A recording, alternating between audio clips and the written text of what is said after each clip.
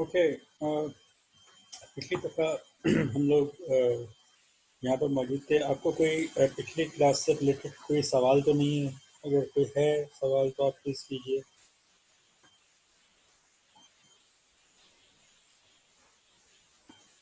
No question. Alright. तो देखिए, हम ये जो सारा काम कर रहे हैं उसमें जो हमारा मेन आइडिया है वो ये है कि हम कुछ ट्रांसफॉर्मेशंस करें, राइट, जिसमें कि वो इस तरह की हों कि एल प्राइम यानी कि L goes to L prime और वो एल प्राइम ऐसा हो जो कि एल के बराबर है, यानी कि जो लैग्रेंजियन है उसकी फॉर्म सेम रहे। तो ये जो सारी थीम है, हम जो सारा यहाँ काम करेंगे और आगे जाके भी उसकी थीम बेसिकली ये है कि we do a transformation on something. अब इस समथिंग कुछ भी हो सकती है, मोस्टली फॉर एग्जांपल फील्ड्स हैं या for example space time itself. We do a transformation on something and afterwards that something looks the same। यानी कि हमने किसी चीज़ की ट्रांसफॉर्मेशन की और ट्रांसफॉर्मेशन करने के बाद ये रहा कि वो चीज़ बिल्कुल वैसे के वैसे रही। जैसे कि एक मिसाल उसकी यही है कि अगर हमारे पास एक ट्रायंगल है, ठीक है, उस पर हमें ट्रांसफॉर्मेशन की मिसाल के तौर पे ट्रांसफॉर्मेशन का मतलब हमारा ये है कि 120 डिग्रीज की हमने रोटेशन दी, ठीक है, और आफ्टर रोटेशन वो जो ट्रायंगल है वो सेम दिख रहा है। तो ये समथिंग है। आई मीन वो कुछ भी हो सकती है, वो ट्रायंगल हो सकता है, वो स्क्वायर हो सकता है, वो सर्कल हो सकता है, राइट। वो फॉर एग्जांपल इलेक्ट्रोमैग्नेटिक फील्ड्स हो सकती हैं, वो फॉर एग्जांपल चार्जेस से रिलेटेड ट्रांसफॉर्मेशन हो सकती हैं, वो वीक चार्जेस से यानी कि जो वीक फोर्स है उससे रिलेटेड ट्रांसफॉर्मेशन हो सकती हैं, राइट।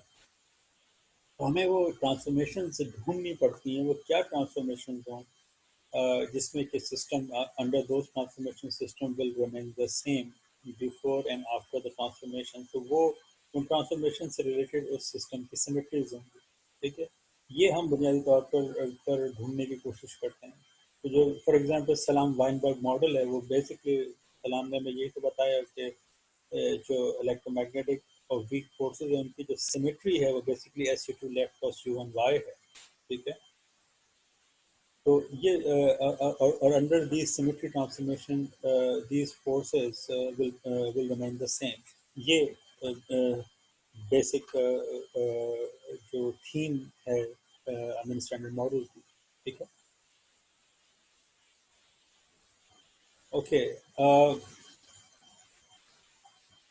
एक सेकंड रुकिएगा। ये हेलो, आपको आवाज़ आ रही है मेरी? जी सर, आ रही है। Okay good.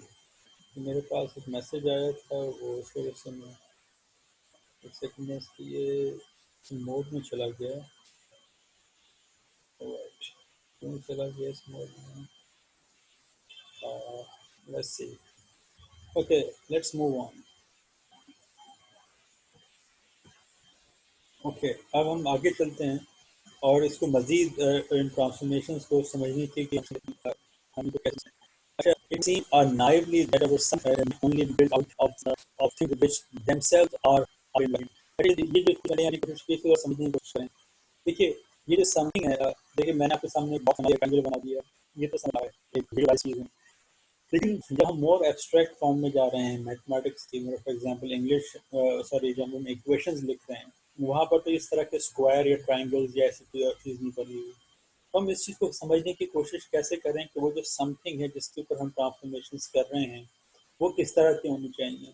एक नाइवली का मतलब होता है जो बहुत ही बगैर ज़्यादा सोचे हुए जो चीज़ हमें समझ में आती है वो ये कि हमारे पास पहले से कुछ चीज़ें ऐसी हों, मतलब ऐसी मैथमेटिकल एंटिटीज़ हों कि जिनके ऊपर हम कोई भी ट्रांसफॉर्मेशन करें और वो उनके ऊपर कोई फ़र्क ना पड़े, ठीक है। और वो मतलब वो चीज़ें खुद अपने आप में ही वो पहले से इस तरह की हों कि वो इन्वेरिएंट हों ताकि हमारी ट्रांसफॉर्मेशन उनको इन्वेरिएंट ही रहने दें। लेकिन हकीकत ये है कि ऐसा ज़रूरी नहीं है। हम नए इन्वेरिएंट बना सकते हैं। और उसका तरीका ये होगा, और ये तरीका ये हो सकता है कि देखिए आइडिया क्या है कि आपने ट्रांसफॉर्मेशंस की किसी चीज़ के ऊपर पहले, या ट्रांसफॉर्मेशन करने से पहले वो चीज़ जैसी है, ट्रांसफॉर्मेशन करने के बाद वो चीज़ वैसी ही दिख रही है, ठीक है। इसका मतलब ये है कि हम वो जो इन्वेरिएंट चीज़ है, हम उसको ऐसे भी तो बना सकते हैं ना कि वो एक से ज़्यादा चीज़ों से मिलके बनी हो और उसके जो पार्ट्स हैं वो अपोजिटली ट्रांसफॉर्म हो रहे हों इस तरह से कि वो उसके ओवरऑल इफेक्ट जो है ट्रांसफॉर्मेशन करने से पहले और ट्रांसफॉर्मेशन करने के बाद सेम रहे। तो इसका मतलब है कि हम कंपोजिट चीज़ें बना सकते हैं ऐसी कि जो इन्वेरिएंट रहें, ठीक है। एक चीज़ मतलब हमारे पास इन्वेरिएंट है, बहुत अच्छी बात है, लेकिन अगर एक चीज़ इन्वेरिएंट नहीं है तो हम ऐसी मैथमेटिकल एंटिटीज बना सकते हैं और उनकी सिंपल प्रॉपर्टीज इस तरह की होंगी कि वो समहाउ वो जिन चीज़ों से मिलकर बनी होंगी वो अपोजिटली ट्रांसफॉर्म हो रही होंगी और वो अपोजिटली ट्रांसफॉर्म होने की वजह से अपना ओवरऑल जो ट्रांसफॉर्मेशन का इफेक्ट है उसको कैंसिल आउट करेंगी और आखिर में जो चीज़ हमें बचेगी वो एग्जैक्टली वही होगी जो इससे पहले है। ये जो मैं आपको अल्फाज में बता रहा हूँ, हम ये ऐसी चीज़ें करके देखेंगे तो फिर आपको और ज़्यादा अंदाज़ा होगा कि जो मैं आपसे कह रहा हूँ कि वो क्या चीज़ है। मतलब जैसे कि स्केलर प्रोडक्ट हम आगे देखेंगे कि स्केलर प्रोडक्ट का मतलब क्या है, ठीक है। तो वो जब हम उसको बहुत करीब से देखेंगे तो फिर आपको पता चलेगा कि स्केलर प्रोडक्ट में जो वेक्टर्स हैं और जो कोऑर्डिनेट्स हैं या जो हमारे बेसिस वेक्टर्स हैं वो अपोजिटली ट्रांसफॉर्म होते हैं और वो अपोजिटली ट्रांसफॉर्म होने की वजह से ओवरऑल इफेक्ट जो बचता है वो हमारे पास सेम होता है पहले और बाद में। तो ये पॉइंट ज़रा जहन में रखिएगा। हम इसको बहुत करीब से इसको स्टडी करेंगे और इसको और ज़्यादा एक्सप्लोर करेंगे, ठीक है। तो वो जो समथिंग है जो इन्वेरिएंट रहती है, राइट, वो हम बना सकते हैं, ये मतलब है हमारा मेन आइडिया ये है। तो हम जब भी कोई किसी इस चीज़ को स्टडी करने की कोशिश करते हैं फिजिक्स में तो हम उनके जहाँ और हमारा टूल सिमेट्री होता है, सिमेट्री के ज़रिए से हम उस चीज़ को स्टडी करने की कोशिश करते हैं। हम वो एंटिटीज़, वो समथिंग तलाश करते हैं जो इन्वेरिएंट रहे अंडर सर्टेन ट्रांसफॉर्मेशन और वो जो समथिंग है वो हमारे जहन में होना चाहिए। वो हमें वैसे मिल भी सकती है, मतलब जैसे स्क्वायर है, स्क्वायर की चारों साइड बराबर हैं तो ये हमें दिख रहा है, वो समथिंग वो स्क्वायर है, वो उसकी साइड्स हैं बराबर हैं, ट्राइंगल है, राइट। तो वो उसकी जो 3 साइड हैं बराबर हैं, हमें दिख रहा है, वो समथिंग हमें मिल गई। लेकिन नेचर में हमेशा तो ऐसा नहीं होगा ना, जो जो एब्स्ट्रैक्ट सिमेट्रीज में वहाँ तो हमें ऐसा नहीं मिलेगा। स्पेस टाइम में अब हमें स्पेस टाइम सच नहीं दिख रहा है, ठीक है। तो हमें वो चीज़ें तलाश करनी पड़ेंगी कि जो कि अंडर सर्टेन ट्रांसफॉर्मेशन सेम रहती हैं, ठीक है। ये हमें ध्यान में रखना चाहिए और वो जो समथिंग है वो हम बना सकते हैं, ठीक है। अगर नहीं है तो हम बना सकते हैं और फिर हम उस सिस्टम को स्टडी कर सकते हैं, ठीक है। अच्छा, अब एक और चीज़ है, वो जो समथिंग को अगर हम और देखने की कोशिश करें तो हम ये देखेंगे कि जैसे मैंने यहाँ कहा, fortunately we can build an invariant something out of pieces which are not invariant so long as we combine them in an appropriate way, ठीक है। हम दो चीज़ों को जो अपोजिटली ट्रांसफॉर्म होंगे उन्हें कंबाइन करके एक ऐसी चीज़ बना सकते हैं जो इन्वेरिएंट है। For example, we can build a rotationally invariant scalar four vector component with a dot product, ठीक है। जो मैंने अभी आपसे कह रहा था कि हम इसको बनाएंगे, हम आगे जाके इसको बाकायदा देखेंगे। Our focus will be on describing transformation. हमारा भी फिलहाल फोकस होगा कि हम उन ट्रांसफॉर्मेशंस को डिस्क्राइब करेंगे, वो किस किस्म की ट्रांसफॉर्मेशन हो सकती हैं। फिर हम लेटर ऑन हम देखेंगे क्या वो ट्रांसफॉर्मेशन जो हैं वो किसी लैग्रांजियन की भी सिमेट्रीज हैं या नहीं, वो फिर हम बाद में देखेंगे। फिलहाल हमारा फोकस होगा उन ट्रांसफॉर्मेशंस को, तो क्या ट्रांसफॉर्मेशन हो सकती हैं कि जिसके ज़रिए से हम अगर खुद किसी चीज़ पे उन ट्रांसफॉर्मेशंस को अप्लाई करें तो वो जो समथिंग है वो जैसे कि ट्रांसफॉर्मेशन करने से पहले है वो ट्रांसफॉर्मेशन करने के बाद भी वैसे की वैसे है। अब तरह से ये देखें कि ट्रांसफॉर्मेशंस। हाँ, यस, सर पूछिए। एक्सक्यूज मी हाँ सर, ये जो ट्रांसफॉर्मेशन हम ट्रायंगल और स्क्वायर वगैरह पे हम ले सकते हैं, हाँ, ये क्या हम स्फेरिकल शेप पे भी ले सकते हैं सर क्यों नहीं हो ट्रांसफॉर्मेशन? सकते? अभी तो मैंने आपसे कहा कि जब जिस सर्कल तरह पे जब सर्कल बहुत पे जिस तरह जब सर्कल पे आप कर सकते हैं तो स्फेयर में क्यों नहीं कर सकते? नहीं सर, जैसे बॉल है, अगर बॉल पे आप तो ट्रांसफॉर्म करें मैं तो वही तो कह रहा हूँ कि जब आप सर्कल पे कर सकते हैं तो बॉल पे क्यों नहीं कर सकते? सही। बिल्कुल कर सकते। बॉल या सर्कल तो मोर मोर सिमेट्रिकल चीज़ें हैं इसके मुकाबले में। जो एक स्क्वायर है या ट्रायंगल है, एनफोल्ड सिमेट्री है इसके अंदर। हाँ। Thank you sir. हम्म। अच्छा, अब देखिए ये ट्रांसफॉर्मेशंस आप लोगों ने अभी तक आप बहुत दफ़ा वर्ड सुन हैं ट्रांसफॉर्मेशन। आपने कुछ ट्रांसफॉर्मेशंस पढ़ी भी होंगी पहले क्लासेस में, लेकिन ज़रा सा और उसको करीब से देखिए कि ट्रांसफॉर्मेशन के डिफरेंट टाइप्स हैं। ग्लोबल ट्रांसफॉर्मेशन हैं, लोकल हैं, डिस्क्रीट हैं, कंटिन्यूअस हैं, फाइनाइट हैं, इनफाइनाइट हैं, कॉम्पैक्ट हैं, नॉन कॉम्पैक्ट हैं, इंटरनल ट्रांसफॉर्मेशन हैं, स्पेस टाइम ट्रांसफॉर्मेशन। ये वो सारी ट्रांसफॉर्मेशन हैं इनका वास्ता हमें फिजिक्स में पड़ता है, और आपने मोर और लेस ये इस तरह की ट्रांसफॉर्मेशन से आपका वास्ता पड़ा होगा। वो और बात है कि आपने कभी इस पर ज़्यादा गौर नहीं किया हो, या जो किताब आपने पढ़ रहे हैं उसमें ज़्यादा गौर नहीं कराया गया। तो इसको थोड़ा सा और करीब से देखते हैं कि ये क्या है, कैसे समझ सकते हैं, कैसे हम उनको फर्क कर सकते हैं। देखिए, सबसे पहले आप देखें कि ग्लोबल वर्सेस लोकल में क्या फ़र्क है। मिसाल के तौर पे मेरे पास ये फ़र्ज़ करें कि ये 9 डॉट्स हैं, ये थोड़ा सा आगे पीछे हो गया है। ये फ़र्ज़ करें कि बिल्कुल परफेक्ट स्क्वायर बना हुआ है। ये जो मेरे पास 9 डॉट्स हैं। ग्लोबल ट्रांसफॉर्मेशन का मतलब ये है कि मैंने पूरे के पूरे सिस्टम को उठा के मैं यहाँ से यहाँ ले आया, पूरा सिस्टम। ठीक है, एज सच मैंने ट्रांसलेट करा दिया, पूरा सिस्टम ट्रांसलेट करा दिया। तो आप देखिए, जब मैं पूरा सिस्टम ट्रांसलेट कराऊंगा तो ये एग्जैक्टली वैसे के वैसे चला गया, तो ये सिमेट्रिक रहा। लोकल में क्या होगा, लोकल में मैंने इंडिविजुअल पॉइंट्स को ट्रांसलेट कराने की कोशिश की। अब क्योंकि मैं इंडिविजुअल पॉइंट्स को मैं ट्रांसलेट करा रहा था, तो ज़रूरी नहीं है कि वो एग्जैक्टली वैसे के वैसे ही ट्रांसफॉर्म हो जाएं जैसे कि ग्लोबल में हुआ। तो यहाँ पर मुमकिन है कि ये पॉइंट इधर ट्रांसफॉर्म हो गया हो, तो ये जो पहले जो फासला यहाँ से यहाँ तक था, वो ज़रूरी नहीं है कि यहाँ अब की दफ़ा भी यहाँ से यहाँ तक हो। और जो फासला फ़र्ज करें यहाँ से यहाँ तक था, वो ज़रूरी नहीं है कि वो फासला अब भी यहाँ से यहाँ तक उतना ही, या ये फासला जो यहाँ से यहाँ तक था, वो जरूरी नहीं है कि यहाँ से यहाँ तक भी अब वही फासला हो, डिफरेंट हो गया, इसकी फॉर्म डिफरेंट हो गई, अब ये नॉन सिमेट्रिक हो गया। ठीक है, ये ट्रांसलेशन का एक केस था। अब फर्ज करें कि यहाँ पे अब की दफ़ा मैं ट्रांसफॉर्मेशन कर रहा हूँ, मैं कह रहा हूँ वो ट्रांसफॉर्मेशन बेसिकली कैसी रोटेशन है। फर्ज करें कि मेरे पास 4 सर्कल हैं, मैंने ग्लोबल ट्रांसफॉर्मेशन की मतलब मैंने अच्छा यहाँ याद रखिए, मैं रोटेशन कर रहा हूँ।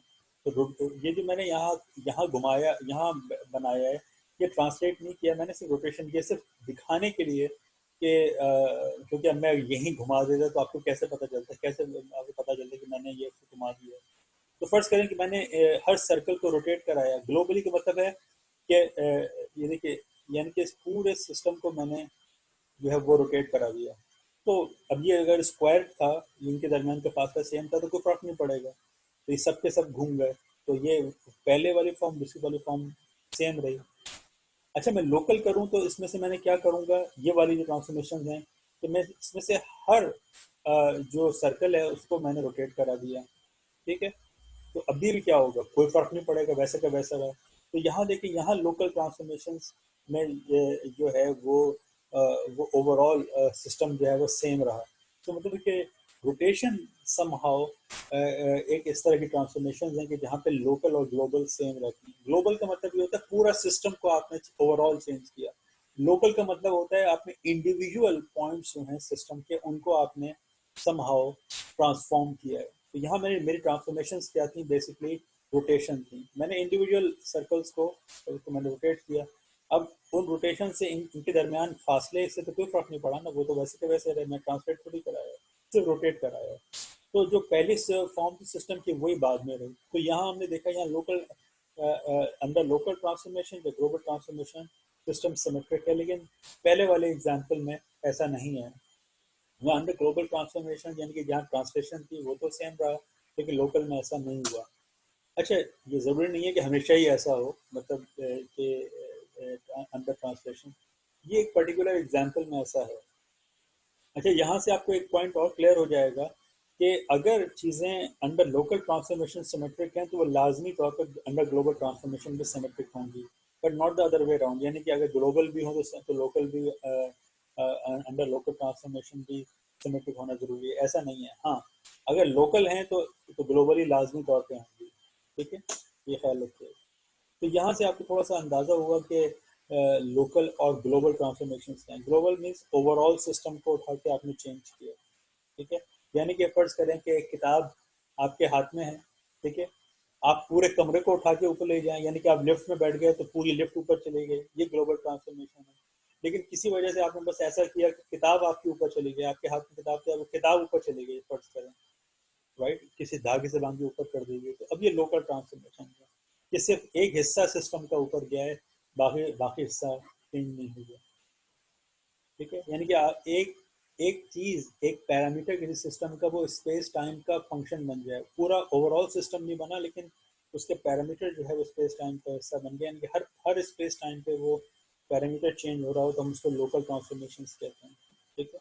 और अगर ओवरऑल चेंज स्पेस टाइम का वो डिपेंड नहीं कर रही है, कांस्टेंट है, तो वो फिर ग्लोबल ट्रांसफॉर्मेशन है। फिर डिस्क्रीट वर्सेस कंटिन्यूस कैसे समझें, तो देखिए अगर अच्छा, उसी में डिस्क्रीट में फाइनाइट और इनफाइनाइट का भी कॉन्सेप्ट है।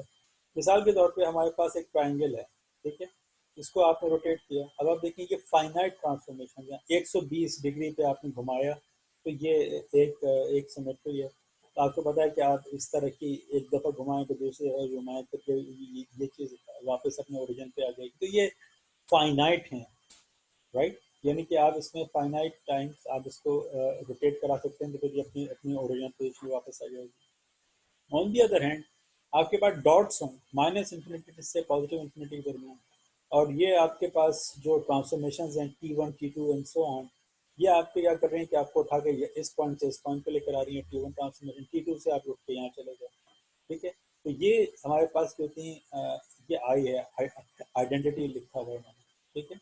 R120 जो है ये एक ट्रांसफॉर्मेशन है, R240 ये एक ट्रांसफॉर्मेशन, इसी तरह T1 T2 जो है ये ट्रांसफॉर्मेशन है, यानी कि ट्रांसलेशन हो रही है इस पॉइंट से इस पॉइंट, लेकिन ये इनफाइनाइट है, राइट, क्योंकि माइनस इंफिनिटी से पॉजिटिव इंफिनिटी तक आप कहीं पर भी जा सकते हैं, राइट। तो ये डिस्क्रीट है, कंटिन्यूस नहीं है, डिस्क्रीट है, एक पॉइंट पर दूसरे पॉइंट पर जा रहे हैं, जैसे आप एक शेप से दूसरे शेप पे जा रहे हैं, तो ये डिस्क्रीट है। पहले वाले केस में फाइनाइट है, दूसरे वाले केस में इनफाइनाइट है। अच्छा, अब ये देखें कि आपके पास एक सर्कल है, ठीक है, उसको आपने रोटेट कराया किसी एंगल पे। अब चूंकि ये कंटिन्यूस शेप है, ठीक है, तो ये कंटिन्यूस ट्रांसफॉर्मेशन है। कॉम्पैक्ट इस सेंस में है कि हम इसको जीरो से शुरू कर रहे हैं, तो मैक्सिमम जो ये जा सकता है वो 2 पाई पे है। तो मैथमेटिक्स में हम इसको इस तरह लिखते हैं कि theta is a member of zero, यहाँ से स्टार्ट हो रहा है, और 2 पाई, राइट। ये इसको इसलिए हम बनाते हैं कि इससे आगे जा भी सकता है, लेकिन ये इसको यहाँ पर आके इसको बोलते हैं, तो ये 2 पाई, ठीक है। तो ये कॉम्पैक्ट कहलाते हैं। और जो नॉन कॉम्पैक्ट है वो ये कि जैसे स्ट्रेट लाइन हो, तो माइनस इंफिनिटी से पॉजिटिव इंफिनिटी पे आप एक ऑपरेटर लगा के आप कंटिन्यूसली आप इसको चेंज एक पॉइंट से दूसरे पॉइंट पे जा सकते हैं, तो ये नॉन कॉम्पैक्ट है। आप इस ट्रांसफॉर्मेशन को अगेन आप किसी भी U1 ट्रांसफॉर्मेशन से किसी भी चीज़ से आप इसको जाहिर कर सकते हैं, तो वो ट्रांसफॉर्मेशन होंगे, ठीक। तो ये कंटिन्यूस ट्रांसफॉर्मेशन हैं, लेकिन ये पहली वाली कॉम्पैक्ट है, दूसरी वाली नॉन कॉम्पैक्ट है, ठीक है। इसी तरह हमारे पास स्पेस टाइम वर्सेस इंटरनल हो सकती हैं। अगर फर्ज करें हम हमारे पास स्पेस टाइम है और हम उन्हें उसके अंदर कोऑर्डिनेट बना दें, जैसे कि हम देखेंगे कि हमने इस तरह एक जगह कोऑर्डिनेट बना दिए, ठीक है, ये हमारे पास फर्ज करें स्पेस का कोऑर्डिनेट है, ये टाइम का है, टाइम एक्सिस है। हमने इस तरह से कोऑर्डिनेट बना दिए, ये कि ये एक पॉइंट है, ये दूसरा पॉइंट है, ये तीसरा, ये चौथा, सो ऑन, ठीक है। तो हमने स्पेस टाइम के अंदर कोऑर्डिनेट बना दिए, तो वहाँ जो हम ट्रांसफॉर्मेशंस कर रहे हैं, जैसे लॉरेंस ट्रांसफॉर्मेशन है या पोइनकारी ट्रांसफॉर्मेशन हैं, तो वो बेसिकली स्पेस टाइम ट्रांसफॉर्मेशंस कहलाएंगी या स्पेस टाइम सिमेट्रीज कहलाएंगी। लेकिन ऐसी सिमेट्रीज भी मौजूद हैं कि जहाँ पर जिन पर के स्पेस टाइम ट्रांसफॉर्मेशन का कोई असर नहीं होता, मतलब जैसे कि इंटरनल सिमेट्रीज हैं, राइट। SV2 जो हमारे पास एस यू टू टाइप की जो सिमेट्रीज हैं या एस यू थ्री टाइप की जो सिमेट्रीज हैं, राइट, यानी कि जो हमने पार्टिकल फिजिक्स में इलेक्ट्रोमैग्नेटिक फोर्स पढ़ी है, या हमने कलर फोर्स यानी कि जैसे क्वांटम क्रोमोडायनेमिक्स पढ़ी थी, या वीक फोर्स हमने पढ़ी है, उसका उसके ऊपर ये space time symmetries, space time transformations का, या जिसे हम कहें लॉरेंस ट्रांसफॉर्मेशन का कोई असर नहीं होता, क्योंकि वो सिमेट्रीज एब्स्ट्रैक्ट सिमेट्रीज हैं, इंटरनल सिमेट्रीज हैं, स्पेस टाइम सिमेट्रीज नहीं है, ठीक है। तो उनका लॉरेंस ट्रांसफॉर्मेशन से उन सिमेट्रीज के ऊपर कोई फर्क नहीं पड़ता है, ठीक है। तो याद रखिएगा कि special relativity is only associated with space time symmetries, तो जहाँ पर हम लॉरेंस ट्रांसफॉर्मेशन या पोनकारे ट्रांसफॉर्मेशन करेंगे, ठीक है। और ये U1 सिमेट्री या SU2 लेफ्ट या SU3 जो हमने पार्टिकल फिजिक्स में सिमेट्रीज पढ़ी हैं, उनका स्पेस टाइम सिमेट्री से कोई ताल्लुक नहीं है। वो बेसिकली जो है वो इंटरनल सिमेट्रीज हैं, एब्स्ट्रैक्ट सिमेट्रीज हैं, प्योरली मैथमेटिकल सिमेट्रीज हैं, जो कि कहीं ऐसे एज सच एग्जिस्ट नहीं कर रहे हैं, ठीक है। और याद रखिएगा कि सुपर सिमेट्री जो आपने कभी मेरे मुंह से नाम सुना होगा, तो वो भी स्पेस टाइम सिमेट्री है, जो हमने लॉरेंस ट्रांसफॉर्मेशंस पढ़ी हैं या लॉरेंस सिमेट्रीज पढ़ी हैं, उसकी उसकी एक्सटेंशन, जिसको हम सुपर पोनकारे ट्रांसफॉर्मेशंस के ज़रिए से हम उसको समझ सकते हैं। ये फ़िलहाल हम उस तरह की चीज़ों की तरफ नहीं जाएंगे, लेकिन याद रखिएगा कि सुपर सिमेट्री भी जो है वो भी वो जो कुछ हमने आइंस्टाइन में स्पेस टाइम सिमेट्री के बारे में बताया था, उसकी उसकी एक्सटेंशन है। वो सुपर सिमेट्री ये बताती है कि अंडर सर्टेन कंडीशन हमारे पास स्पेस टाइम डिस्क्रीट भी हो सकते हैं, वैसे तो कंटिन्यूस हैं लेकिन वो डिस्क्रीट भी हो सकते हैं। बहरहाल, ऑलराइट, और हमें ये मालूम है कि जब भी हम सिमेट्रीज को स्टडी करते हैं तो मैथमेटिक्स में स्टडी करने का तरीका सिमेट्रीज का वो बेहतरीन तरीका वो ग्रुप थ्योरी है, ठीक है। हम क्या करते हैं कि a group G is a collection of transformation, right. क्योंकि हम सिमेट्रीज को स्टडी कर रहे हैं ना, तो वो जो सिमेट्रीज हैं वो दरअसल क्या है, ट्रांसफॉर्मेशन हैं। तो फर्स्ट करें वो ट्रांसफॉर्मेशन का हमने एक सेट लिया, right, ABCD and so on, और वो एक ग्रुप फॉर्म कर रहा है। ग्रुप फॉर्म करने के लिए क्या होना चाहिए, हमें मालूम है कि वो चार बेसिक प्रॉपर्टीज हैं, यानी कि closure property, identity property, inverse और एसोसिएटिविटी। वो अगर उस ग्रुप के एलिमेंट सेटिस्फाई कर रहे हो तो हम वो कहेंगे कि वो सेट्स जो है वो ग्रुप फॉर्म कर रहा है, राइट। हमें मालूम है जैसे कि क्लोजर प्रॉपर्टी का मतलब होता है कि A और B अगर वो ग्रुप के मेंबर हैं, तो अगर और डॉट, यहाँ डॉट से मुराद वो डॉट नहीं है बल्कि कंपोजिशन लॉ है। आपको ग्रुप थ्योरी पढ़ी होगी तो मैं इसमें ज़्यादा क्या जाऊँ। तो जब आप एक कंपोजिशन बी कर रहे हैं, तो वो जो भी जवाब आ रहा है वो जी का ही मेंबर, मतलब फर्स्ट करें कि ए डॉट बी करने, डॉट से मुराद यहाँ कंपोजिशन है, अगेन ये वो वाला डॉट नहीं है बल्कि डॉट वाला। एक कंपोजिशन बी आपने किया, फर्स्ट करें से जवाब आपके पास सी आया, तो C is a member of group, यानी कि क्लोजर प्रॉपर्टी होल्ड कर रही है, जो भी जवाब आ रहा है वो उसी ग्रुप का मेंबर है। इसी तरह आपके पास आइडेंटिटी होल्ड कर रही है कि I which is a member of G, such that I dot A, I composition A is also A. इसी तरह अगर ए आपके पास इन्वर्स का मतलब है कि कोई कोई कि फॉर एनी ए, किसी भी ए के लिए आपके पास एक ए इनवर्स जो कि अगेन उस जी का, उस ग्रुप का मेंबर है। इस तरह के जब आप ए इनवर्स कंपोजिशन ए कर रहे हैं तो आपके पास आइडेंटिटी वापस आ रहा है।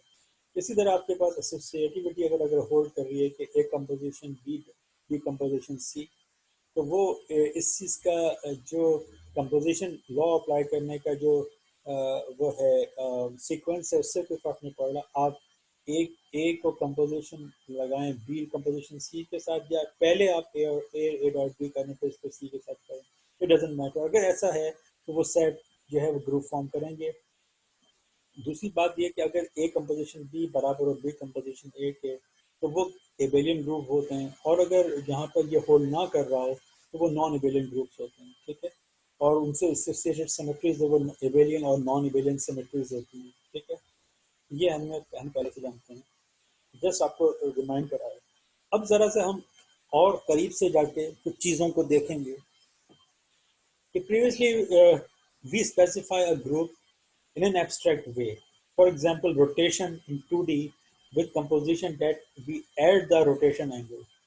ठीक है, हम अभी हमने जो ग्रुप थ्योरी का जिक्र किया और हमने ये चीज़ें बताई हैं, तो थोड़े से एब्स्ट्रैक्ट फॉर्म में बतानी है। तो जो कंपोजिशन लॉ है वो फर्ज करें कि अगर हम 2 डायमेंशन में ट्रांसफॉर्मेशंस करें, यानी कि सिर्फ सिंपल रोटेशन करें, तो वहाँ हमारे पास कंपोजिशन लॉ क्या होगा? कंपोजिशन लॉ ये होगा कि हमें एंगल्स को आपस में ऐड करना है, ठीक है? कैसे? अब अभी हम देखते हैं। बट मोर ऑफन, अब जरा से ये देखिए कि हम फिजिक्स में इन ट्रांसफॉर्मेशंस को सोचते किस तरह से हैं, ये जरा देखिए, ये इंपॉर्टेंट चीज़ है। But more often we think and calculate in terms of how the group transformation act on the things. ठीक है, ये जो ट्रांसफॉर्मेशंस हैं जिनकी हम बात कर रहे हैं और वो मिलकर ग्रुप बना रही हैं, हम उनको सोचते इस तरह है कि वो ट्रांसफॉर्मेशन किसी चीज़ के, मतलब मिसाल के तौर पे अभी जो 120 डिग्री पर हमने एक ट्रायंगल को घुमाया, ठीक है, तो ये एक ट्रांसफॉर्मेशन हुई, ठीक। अब वो कर क्या रही है? वो उसके 120 डिग्री की ओर घुमा रही है, ठीक है। तो हम ये कह रहे हैं कि but more often we think and calculate in terms of how the group transformation act on the thing, these are called representation of the group. तो हम फिजिक्स में जिन चीज़ों में ज़्यादा इंटरेस्टेड होते हैं वो उस ग्रुप की रिप्रेजेंटेशन होती है कि हम उसको जाहिर कैसे कर रहे हैं। देखिए, आपको याद होगा कि मैंने पिछली दफ़ा आपको बताया था कि हम एक ग्रुप की जो रिप्रेजेंटेशन है वो मुख्तलिफ तरीक़ों से कर सकते हैं। मिसाल के तौर पे मैंने आपको याद है, आपको ये बात बताई थी कि अगर आप एक स्क्वायर लें, ठीक है, और उससे रिलेटेड आप बेसिस वेक्टर्स बना सकते हैं, 4 बेसिस वेक्टर्स बना सकते हैं, और फिर उसकी ट्रांसफॉर्मेशन के लिए आप 4 डायमेंशन मैट्रिसेस लिख सकते हैं। आपको याद होगा जब हमने ग्रुप थ्योरी, तो मैंने हल्का सा आपको टच दिया था। तो वो बेसिकली रिप्रेजेंटेशन है। मिसाल के तौर पे आप कह सकते हैं कि ये ए, ये बी, ये सी, ये डी है।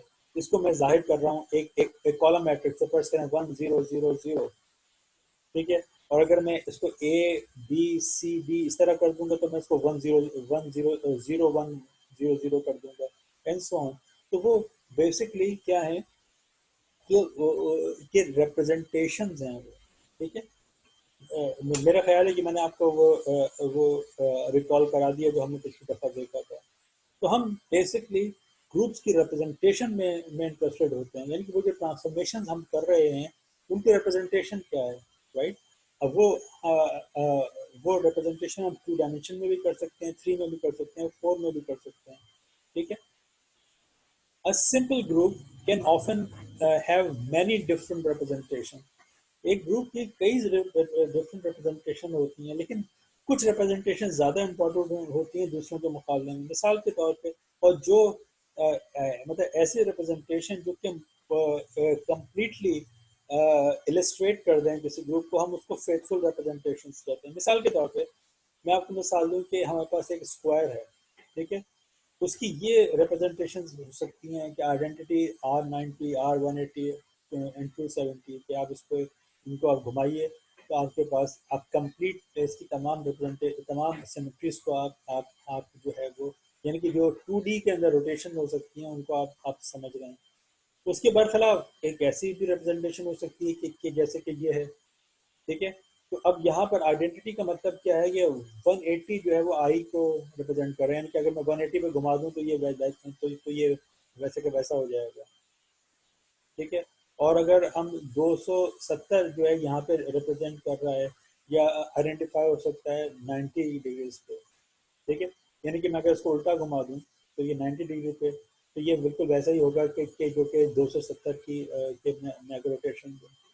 तो ये फेथफुल रिप्रेजेंटेशन है, लेकिन ये फेथफुल नहीं है, ये सारी सिमेट्रीज को जो है डिस्क्राइब नहीं कर रहा है। इसी तरह अगर मैं सब पे ए कर दूं तो वो सारी आइडेंटिटी हो जाएगी। तो तो यहाँ पर भी जो रिप्रेजेंटेशन है वो कंप्लीटली डिस्क्राइब नहीं कर रही है। यहाँ पर ये टू फोल्ड डीजेनरेट हो गई है, यहाँ पर फोर फोल्ड हो गई है। तो यहाँ से हमें सिस्टम के बारे में बहुत सारी मालूमात छुप गई हैं हमारी। तो ये पहली वाली फेथफुल रिप्रेजेंटेशन है। ये ईच एंड एवरी ट्रांसफॉर्मेशन जो पॉसिबल है रोटेशन की, उसके लिए एक रिप्रेजेंटेशन हमारे पास मौजूद है, ठीक है। यहाँ पर ऐसा नहीं है। तो हम जिस तरह की रिप्रेजेंटेशन में इंटरेस्टेड होते हैं वो इस तरह की रिप्रेजेंटेशन है, यानी कि फेथफुल रिप्रेजेंटेशन हो कि for each and every possible rotation हमारे पास एक रिप्रेजेंटेशन मौजूद है। और आप जानते हैं कि हम इनमें से हर रिप्रेजेंटेशन के लिए हम एक मैट्रिक्स लिख सकते हैं, ठीक है। तो वो मैट्रिसेस अगेन वो ग्रुप अलजेब्रा या ग्रुप से रिलेटेड प्रॉपर्टीज को सेटिस्फाई करते हैं जो हमने देखे थे, क्योंकि वो जो जो जो जो मैट्रिसेस हैं वो बेसिकली उन्हीं ट्रांसफॉर्मेशन ही को तो जाहिर कर रहे हैं जो जो ट्रांसफॉर्मेशन जो है वो ग्रुप फॉर्म कर रहे हैं, ठीक है। तो वो अगर हम वो ट्रांसफॉर्मेशन के अगेंस्ट मैट्रिसेस लिख रहे हैं तो मैट्रिसेस भी वही सिमेट्री सेटिस्फाई करेंगे जो कि हम उनको एब्स्ट्रैक्ट फॉर्म में देख रहे थे। अच्छा, अब अगर हम ये देखें कि हम इनवेरिएंट्स कैसे बनाएं जो जिसकी हम बात कर रहे हैं, ठीक है। तो if we can combine two objects which transform oppositely would give an invariant to us। अगर हम दो ऐसी चीजें हम इनवेरिएंट ऐसी दो क्वांटिटी से बनाएं कि जो दो मुख्तलिफ तरीकों से ट्रांसफॉर्म हो रहे हो, तो उससे हम इनवेरिएंट क्वांटिटीज बना सकते हैं। मिसाल के तौर पे हम देखते हैं ए डॉट बी है, यहाँ पे डॉट से मुराद वही है जो वेक्टर्स का, इसलिए मैंने बाकायदा यहाँ पे एरो है एरोज लगाए हैं ताकि आप समझ जाएं कि हम यहाँ पे वाक़ई यहाँ डॉट से मुराद वेक्टर प्रोडक्ट है, आई मीन स्केलर प्रोडक्ट है वेक्टर्स का। ए डॉट बी का मतलब क्या है कि देखिए ये हमारे पास रॉ वेक्टर है, ये कॉलम वेक्टर है, इसको हमने डॉट लिया तो a1 b1 plus a2 b2 plus a3 b3, क्योंकि हमें मालूम है कि जब ए डॉट बी कर रहे हैं, ठीक है, ए डॉट बी से क्या हो रहा है कि जो हमारे पास नंबर आ रहा है, राइट, तो नंबर आएगा हमें this will give us a number and it is a number of of a real number. अब वो वर्ड्स करें वो डिपेंड कर रहा है, हम चूंकि यहाँ 3 डायमेंशन में ले रहे हैं तो ये 3n रियल नंबर है। एक सेकंड रुकिए, मेरी बैटरी जा रही है, एक सेकंड रुकिएगा, मेरी बैटरी दरअसल उसकी कंप्यूटर की वो जा रही है, मैंने स्विच ऑन नहीं किया था।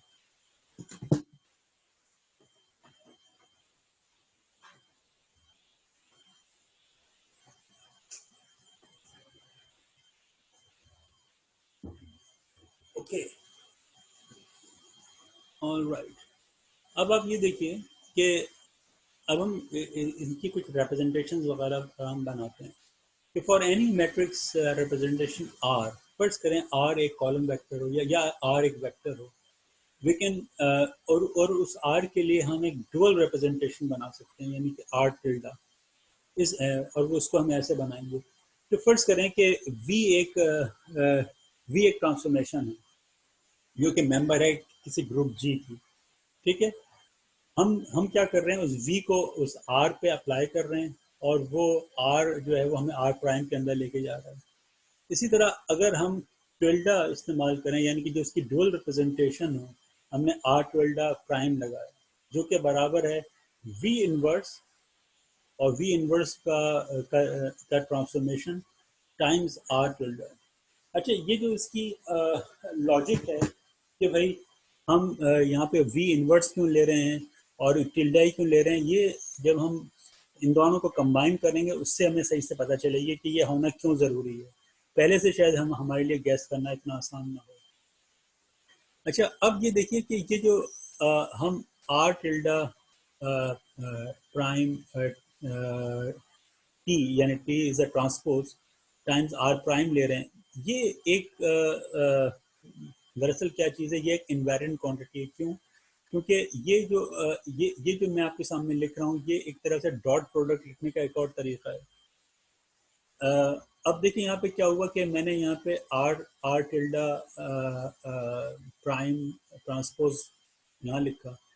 अच्छा, प्राइम की वजह से ये जो इसकी डेफिनेशन है जो मैंने यहाँ इस्तेमाल की है वो मैंने यहाँ पे इस्तेमाल की, ठीक है। अच्छा, जो आर प्राइम है, आर प्राइम की डेफिनेशन क्या थी, वी टाइम्स आर थी, वो मैंने यहाँ पे अप्लाई की। अब जब मैं इस पर ट्रांसपोज लगा रहा हूँ इस पूरी चीज़ पे, तो ट्रांसपोज क्या होती है, रॉ को कॉलम में चेंज करती है। तो ये पूरी चीज़ यहाँ पे वी पहले था, आर बाद में था, अब ये ट्रांसपोज की वजह से ये चेंज हो जाएगी इसकी लोकेशन। तो आर ट्रांसपोज इधर आ गया और वी इनवर्स ट्रांसपोज और ट्रांसपोज वो यहाँ आ गया। ट्रांसपोज और ट्रांसपोज का वो कैंसिल हो जाता है, तो हमारे पास सिर्फ वी इनवर्स बचता है। तो R R tilde times transpose V inverse times V times R.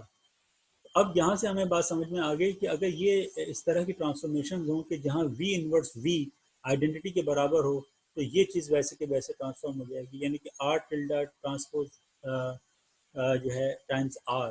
तो आप देखें ये प्राइम और यहाँ पे ये अनप्राइम है, तो इनकी फॉर्म इनवेरिएंट रही, राइट, अंडर दिस ट्रांसफॉर्मेशन। हम इस तरह की ट्रांसफॉर्मेशंस करना चाहते हैं कि जहाँ पे फॉर्म बरकरार रहे, ठीक है। यहाँ पर हमें ये पता चला कि ये चीज़ उस वक्त पॉसिबल है कि ये ट्रांसफॉर्मेशन इस तरह की हो रही हो कि देखिए यहाँ ये इन्वर्स हुई और ये नॉन इन्वर्स है, तो इनको ये कंबाइन होके हमें आइडेंटिटी दे रहे हैं, ठीक है। तो ये चीज़, ये जो हमारे पास आर टिल्डा ट्रांसपोज आर जो है वो एग्जैक्टली सेम तरीके से ट्रांसफॉर्म हो गया। अच्छा, इसका फिर एक कॉन्सिक्वेंस और होगा, वो हम आगे जाकर देखते हैं। अच्छा, एक और तरीका डुअल रिप्रेजेंटेशन बनाने का जो है वो ये है कि हमने यहाँ पे तो इससे वी से हमने हेल्प ली थी। एक तरीका ये है कि हम किसी भी जो आम रिप्रेजेंट एक एंटिटी है जैसे कि आर, उसको अगर हम एक मैट्रिक्स से जी से मल्टीप्लाई करें तो वो भी उठा के उस आर को जो है वो डुअल स्पेस के अंदर लेके जा सकती है या उसका डुअल बना सकती है, ठीक है।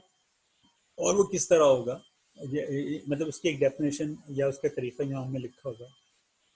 अब जरा सा हम ये देखें कि जी के ऊपर क्या कंडीशन हो सकती हैं, यानी कि जो एक तरीका तो हमने देखा इससे पहले वी है, जो ट्रांसफॉर्मेशन वी हैं जो कि मेंबर हैं जी के, उसके ज़रिए से हम आर को जो है वो टिल्डा में या उसके डुअल में कन्वर्ट कर रहे हैं। दूसरा तरीका जी है, तो जी और वी में आपस में क्या रिलेशन हो सकता है, ठीक है। याद रखिए जी इज़ द मेट्रिक और ये हमेशा सिमेट्रिक होगा। तो मिसाल के तौर पे हमने कहा कि R tilde transpose times R, ठीक है। हमने आर टिल्डा की डेफिनेशन इस्तेमाल की। वो इस तरह के, देखिए जब यहाँ पे मैंने आर टिल्डा है तो आर टिल्डा की जगह मैंने जी आर लिख दिया और ट्रांसपोज को बाहर लगा हुआ तो वो यहाँ आ गया, ठीक है। अच्छा, अब जब ट्रांसपोज होगा तो आर इधर आ जाएगा और टी जी टिल्डा जी ट्रांसपोज उधर चला गया। अच्छा, जी चूंकि सिमेट्रिक मैट्रिक्स है तो उसके ट्रांसपोज आने से कोई फर्क नहीं पड़ेगा, जी वैसे का वैसा रहा। अच्छा, अब यहाँ पर आर ट्रांसपोज है, उसकी जगह पे मैंने आर की डेफिनेशन इस्तेमाल की कि वी टाइम्स आर, ये ट्रांसपोज आ गया, ठीक है। इसी तरह मैंने आर की जगह पे मैंने वी आर लिख दिया। अच्छा, अब फिर जब ट्रांसपोज इस्तेमाल करूँगा तो आर टी इधर चला गया और वी टी इधर आ गया और ये यहाँ पे वी हो गया। अगर अब मैं ये चाहता हूँ कि R T R R tilde T R जो है वो, जिसकी एक और तरीका इसको लिखने का वो ये था कि आर टी जी आर के बराबर हो, क्योंकि ये तो मैंने देख ही लिया था ना कि आर टिल्डा टी आर वो जो इनवेरिएंट है, ठीक है। अब उसको लिखने का एक और तरीका मैंने जो देखा वो ये देखा कि मैं इसको एक और तरीके से लिख सकता हूँ जो कि इक्विवेलेंट वे है, और वो है कि R transpose G times R. तो ये भी इनवेरिएंट रहना चाहिए। ये कैसे इनवेरिएंट रह सकता है कि वो उस पर कंडीशन मेरे पास जो निकल के आ रही है वो ये है कि अगर ये v ट्रांसपोज टाइम्स जी v ये अगर g के बराबर ही रहे, ठीक है, तो हम ये कह सकते हैं कि अगेन ये सारी ट्रांसफॉर्मेशन करने के बाद आर टिल्डा जी और आर जो है वो एग्जैक्टली सेम रहा।